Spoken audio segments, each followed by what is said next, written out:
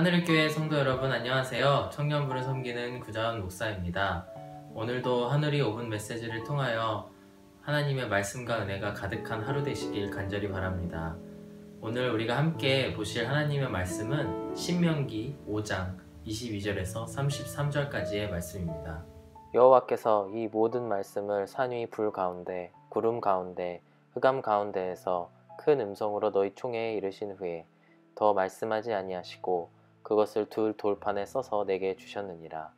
산이 불에 타며 캄캄한 가운데에서 나오는 그 소리를 너희가 듣고 너희 지파의 수령과 장로들이 내게 나와 말하되 우리 하나님 여호와께서 그의 영광과 위엄을 우리에게 보이심에 불 가운데에서 나오는 음성을 우리가 들었고 하나님이 사람과 말씀하시되 그 사람이 생존하는 것을 오늘 우리가 보았나이다. 이제 우리가 죽을 까닭이 무엇이니이까? 이 큰 불이 우리를 삼킬 것이요 만일 우리가 우리 하나님 여호와의 음성을 다시 들으면 죽을 것이라. 육신을 가진 자로서 우리처럼 살아계신 하나님의 음성이 불 가운데에서 바람을 듣고 생존한 자가 누구니이까? 당신은 가까이 나아가서 우리 하나님 여호와께서 하시는 말씀을 다 듣고 우리 하나님 여호와께서 당신에게 이르시는 것을 다 우리에게 전하소서. 우리가 듣고 행하겠나이다 하였느니라. 여호와께서 너희가 내게 말할 때에 너희가 말하는 소리를 들으신지라. 여호와께서 내게 이르시되 이 백성이 내게 말하는 그 말소리를 내가 들은즉 그 말이 다 옳도다. 다만 그들이 항상 이 같은 마음을 품어 나를 경외하며 내 모든 명령을 지켜서 그들과 그 자손이 영원히 복받기를 원하노라. 가서 그들에게 각기 장막으로 돌아가라 이르고 너는 여기 내 곁에 서 있으라. 내가 모든 명령과 규례와 법도를 내게 이르리니 너는 그것을 그들에게 가르쳐서 내가 그들에게 기업으로 주는 땅에서 그들에게 이것을 행하게 하라 하셨나니 그런즉 너희 하나님 여호와께서 너희에게 명령하신 대로 너희는 삼가 행하여 좌로나 우로나 치우치지 말고 너희 하나님 여호와께서 너희에게 명령하신 모든 도를 행하라.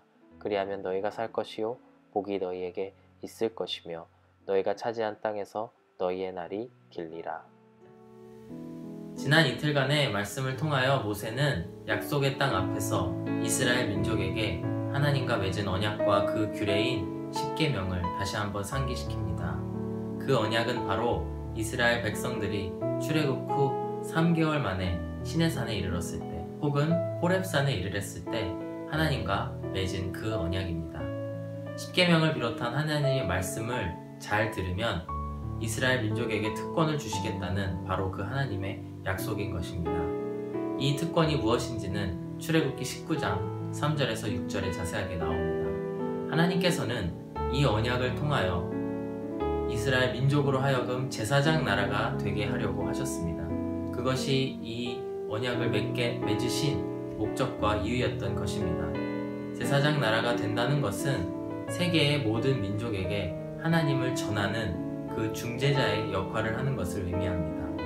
이는 엄청난 특권임을 우리는 알고 있습니다. 그리고 이것은 민족의 아버지인 아브라함과 맺으신 언약과도 일맥상통합니다. 너를 축복하는 자에게는 복을 주시고 저주하는 자에게는 저주를 내리시겠다고 하신 그 언약 말입니다.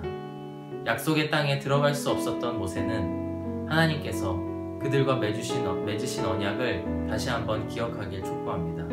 그리고 오늘 본문 22절에서 27절까지는 그 40년 전에 그 언약을 맺으시기 위해 하나님 앞에 선 이스라엘 장로들의 반응이 나옵니다. 그런데 언약을 맺으시기 위해 모습을 드러내신 그 하나님을 본 장로들의 반응은 매우 실망스럽습니다. 그들은 이렇게 반응합니다. 24절 이하의 말씀에 말하되 우리 하나님 여호와께서 그의 영광과 위엄을 우리에게 보이심에 불 가운데에서 나오는 음성을 우리가 들었고 하나님이 사람과 말씀하시되 그 사람이 생존하는 것을 오늘 우리가 보았나이다. 이제 우리가 죽을 까닭이 무엇이니까? 이 큰 불이 우리를 삼킬 것이요 만일 우리가 우리 하나님 여호와의 음성을 다시 들으면 죽을 것이라. 육신을 가진 자로서 우리처럼 살아계신 하나님의 음성이 불 가운데에서 바람을 듣고 생존한 자가 누구니까? 그들의 반응은 두려움으로 가득 차 있었습니다. 이들은 불과 3개월 전에 애굽을 심판하신 하나님을 본 사람들입니다. 그 엄청난 재앙 가운데에서도 그들을 구해내신 그 하나님을 본 사람들입니다. 심지어 홍해를 가르시고 그곳을 건너게 하신 그 하나님을 경험한 사람들입니다. 만나와 메추라기로 부족함 없이 채워주신 그 사랑과 은혜를 경험한 사람들입니다. 그럼에도 불구하고 그들은 불 가운데에서, 구름 가운데에서, 흑암 가운데에서 큰 음성으로 임하신 하나님을 보고 두려움에 사로잡히고 맙니다. 그리고 그들은 너무나 쉽게 제사장으로서의 직분을 포기하고 맙니다. 27절에서 각 지파의 수령과 장로들은 모세에게 이렇게 말합니다. 당신은 가까이 나아가서 우리 하나님 여호와께서 하시는 말씀을 다 듣고 우리 하나님 여호와께서 당신에게 이르시는 것을 다 우리에게 전하소서. 우리가 듣고 행하겠나이다. 주신 규례들을 잘 준행하고 더 나아가 제사장의 직분을 마땅히 감당해야 하는 이스라엘의 지도자들은 자신들에게 찾아온 하나님의 축복을 모세에게 떠넘겼습니다. 그리고 모세는 남은 여생 동안 하나님과 이스라엘 백성 사이에 그 중재인의 역할을 잘 감당했습니다. 그렇다면 모세와 이스라엘 지도자들의 차이점은 무엇일까요? 그것은 바로 모세는 하나님을 경외하는 사람이고 지도자들은 하나님을 두려워하기만 한 그런 사람들이었다는 것입니다.